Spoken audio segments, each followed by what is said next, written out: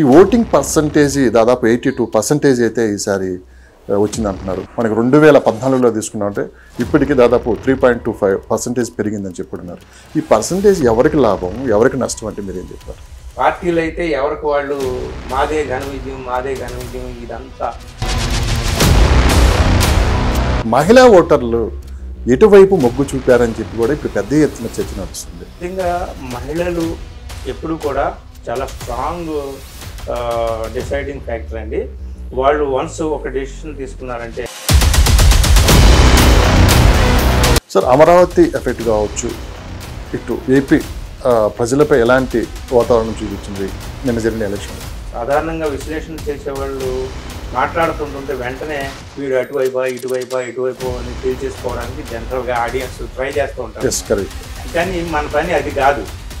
అక్కడ వాస్తవం ఏంటి, అక్కడ సత్యం ఏంటి?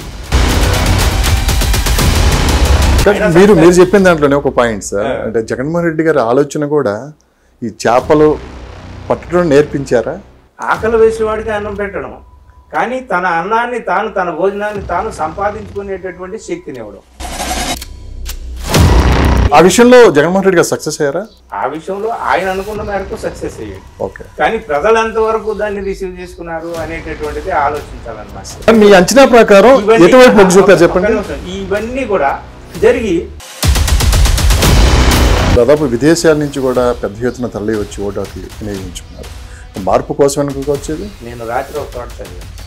ఏమిటంటే చాలామంది విదేశాల నుంచి వచ్చారు అని అంటున్నారు. అది ఎంతవరకు నిజమో తెలియదు, కానీ అర్ధరాత్రి దాకా ఓటు కోసం క్యూలో నించున్న వాళ్ళు ఎవరయ్యా అంటే సార్, మొత్తం ఆంధ్రప్రదేశ్ రాష్ట్రంలో జగన్మోహన్ రెడ్డి గారు ఒకవైపు మొత్తం entire all BJP, Janasena, Telugu Desam కూటమికి వచ్చింది. ఏకంగా జగన్మోహన్ రెడ్డి గారు చెల్లెళ్ళు కూడా జగన్మోహన్ రెడ్డి గారు వ్యతిరేకంగా వాళ్ళు ప్రచారంలో పాల్గొన్నారు. విజయమ్మ గారు అయితే దరిదాపులు కూడా ఎక్కడ కనిపించలేదు. ఏంటి సార్ అసలు ఇదంతా చూస్తుంటే జగన్మోహన్ రెడ్డి ఒకవైపు అయితే మొత్తం ఏకమయ్యారు.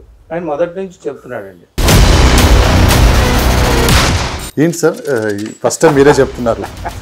ఎందుకంటే మొత్తం రాష్ట్ర ప్రజలు మొత్తం ఏంటంటే షర్మిళ వల్ల కూడా కొంత లాస్ జరిగింది జగన్మోహన్ రెడ్డి గారికి అని చెప్పి అంటున్నాను.